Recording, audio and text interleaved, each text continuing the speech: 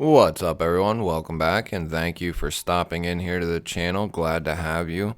Tonight I have a little different of a video. This is something that is out of my normal range of videos. I've been on the hunt for that perfect up-and-coming budget knife company, or that up-and-coming budget knife, and I didn't want to go with a mainstream company because they're already self-established. Your Ganzos, Sativian, Sencut, companies like that. I didn't want to choose a knife from them because they're already established and well on their way past that at this point.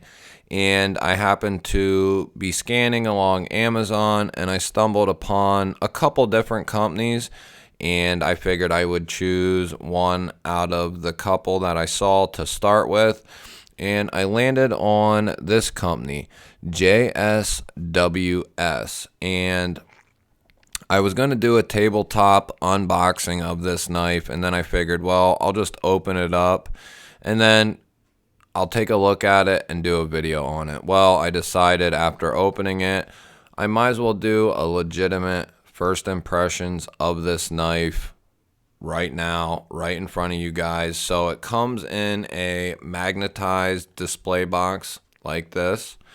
It has a magnetized opening there, and then they have the knife seated in some foam. So there is your knife. I'll dig it out here and we'll give it a look-see and we'll go from there. So here is your knife all folded up. This knife does not have a model name or a model number that I could see. They have a couple knives on Amazon and they basically are all labeled the same thing. And if this company asked me for any recommendations or things they could improve upon, which they haven't, I would tell them to do a couple of things. And for starters, they should give every single one of their knives a name. That way it's easy for the customer to find them, to identify them. It's just easier for everyone. So we'll start with the blade and we'll work our way back. This is a modified clip point, modified drop point. It's kind of a duo of the two. And you do have dual thumb studs. These do have a flat face to them. There's no stepping to them. I prefer the stepping, but these do work pretty well just upon opening it here. They're not uncomfortable, but they're not as comfortable as your standard stepped thumb stud. They do provide some jimping there on the thumb stud, so that kind of helps and makes it a little easier. Would I prefer the step design? Yeah, I would. It is coming with a satin 440C blade. So at this price point, which this retails for $37.99, but right now on Amazon, they have a 40% off coupon code, which brings this knife down to around $20. So for the materials right off the get-go, $20 for 440C. You do have an anodized pivot collar there, and this is coming with black micarta scales. So black micarta scales, 440C. It does have a crossbar lock for its locking system. And I have to say, just off first impressions, it's in the middle of the road compared to all the crossbar locks that I've handled. You can easily access the crossbar lock to disengage it, which is nice. Some companies almost recess their crossbar lock buttons, and I can't stand it when they do that. It's very hard to get in there and disengage it. The action seems fairly stiff, but not so stiff to the point where you can't flick it open and then fling it closed. I think it will break in. It is on, I believe it is on bearings. Yes, it's on bearings. And the other thing that I really like what I'm seeing so far is very, very minimal branding on the blade. The only thing on the blade is that JSWS. I do not know what that stands for. I couldn't find it. I might have just missed it, but I could not find what it stands for.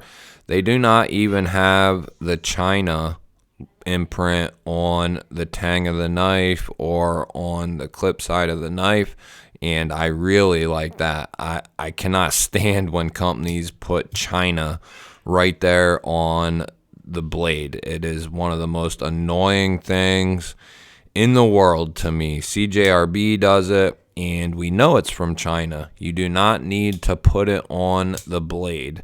If it's on the packaging, then fine, but we do not need to see it on the blade.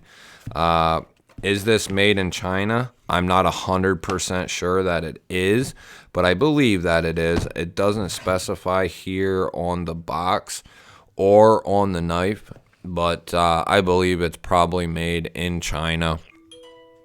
One thing else that I really like is it has very minimal hardware. So you have 2 show side screws there, and then there's no tooling on the pivot on the show side. So that is pretty cool as well.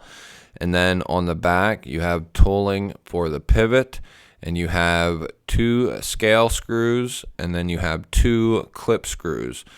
The clip is not recessed and the screws are not recessed, but there's plenty of room in there, so I do not think that will be an issue. It is pretty deep carry. There's very minimal amount that will be sticking out of your pocket. The other thing I'm noticing right off the get-go is that it is reversible, so left-handers can easily switch the pocket clip around and they can carry this lefty. For all the lefties out there, it is a steel pocket clip. Very simple design. You have that spoon there at the end, but what I do like about it is that they flatten it out at the very end, which means you should not feel that in hand, and I don't. You feel the pocket clip a little bit here at the back of your hand, but it's not uncomfortable. I'm squeezing it very, very hard right now, and I don't feel it. It's pretty comfortable, especially in just a simplified grip, even squeezing down on it. It's pretty comfortable. Even with no backspacer, they just use regular old standoffs. I see 2 standoffs. It is a very open design. It's pretty clean. And I don't see any milling in there, but it doesn't really need it. It's pretty light. We will do an overview of this and weigh it and whatnot in the future here. If they would have milled out the liners, this would be extremely light. It's pretty light right now. I'm going to say it's probably close to 4 ounces, maybe like 3.6, 3.7, maybe a little more, because it is steel liners, full steel liners. Might be around 4 ounces. I'll have to see if I was right when the time comes. But the aesthetic of the knife is pretty clean. I like it. For $20, guys, there's not much you can complain about. Very minimal hardware, minimal branding. It's comfortable. It's aesthetically pleasing. Keeping everything in perspective, I'm not viewing this as a $50 knife, a $100 knife. I'm viewing it as what I paid for it and maybe up to the retail price, which I don't know if it ever lands on that $37.99. I'm assuming that it does occasionally, but I'm assuming also that there's more than likely always a coupon code, or most of the time a coupon code. Would I pay $37.99 for this knife? Probably not. I don't think I would. $30 and under, yeah, I think I would.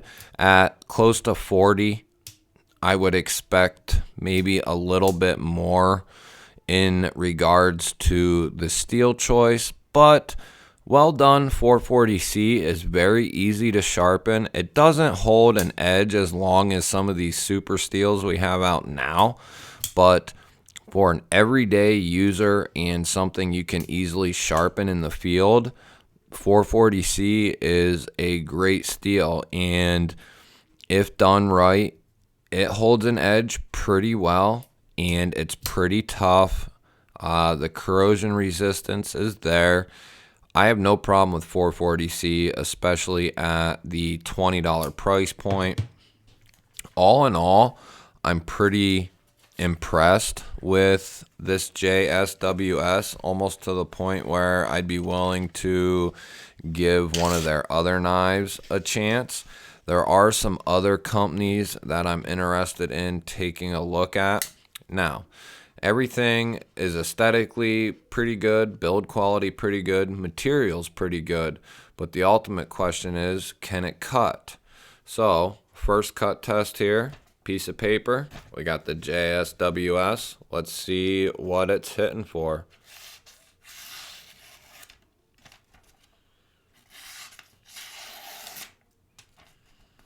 So right off the bat, it's sharp enough. Definitely has a good working edge.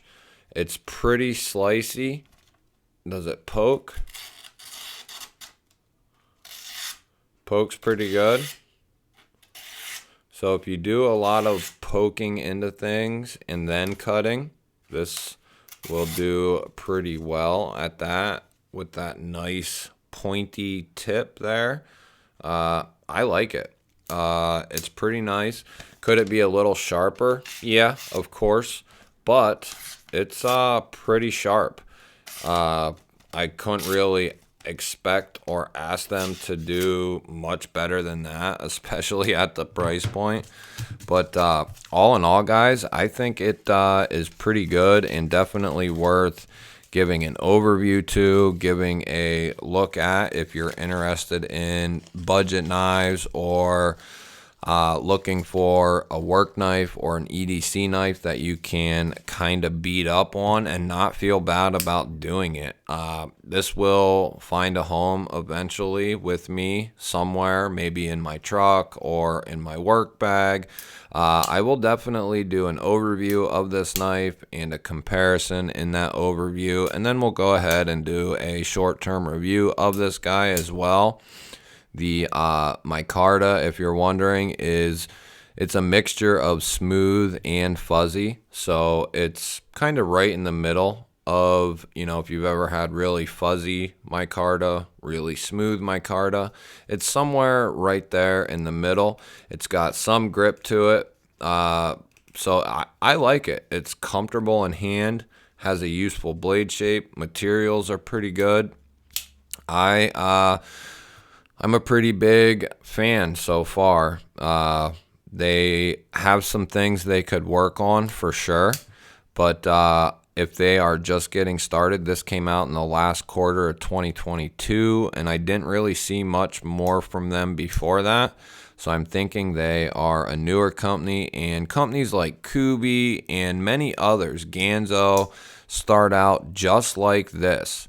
So you've never heard of them, and over time, they build trust, they build good knives, and eventually they're a household name as far as the knife community goes.